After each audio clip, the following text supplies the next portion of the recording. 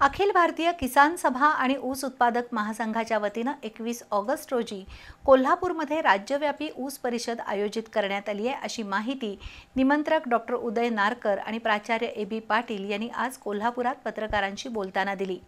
या परिषदेमध्ये ऊस उत्पादक शेतकऱ्यांच्या विविध प्रश्नांवर चर्चा होणार आहे। राज्यातील ऊस शेती आणि ऊस उत्पादक शेतकऱ्यांसमोर अनेक समस्या आहेत। काही साखर कारखानदारांनी शेतकऱ्यांची थकीत देणी दिलेली नाहीत। यासह विविध प्रश्नांवर विचारविनिमय करण्यासाठी अखिल भारतीय किसान सभा आणि ऊस उत्पादक महासंघाच्या वतीनं 21 ऑगस्ट रोजी सकाळी 11 ते 4 या वेळेत शाहू स्मारक भवनमध्ये राज्यव्यापी ऊस परिषद आयोजित करण्यात आली आहे, अशी माहिती निमंत्रक डॉक्टर उदय नारकर आणि प्राचार्य ए.बी. पाटील यांनी कोल्हापुरात पत्रकारांशी बोलताना दिली।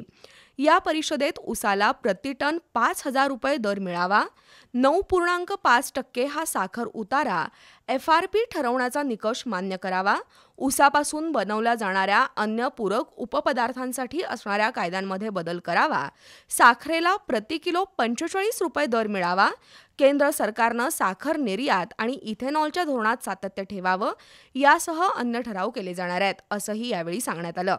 पत्रकार परिषदेला सुभाष जाधव, युवराज भोसले, लक्ष्मण पाच्छापुरे, चंद्रकांत कुरणे, विलास चव्हाण, सुधीर चौगुले उपस्थित होते।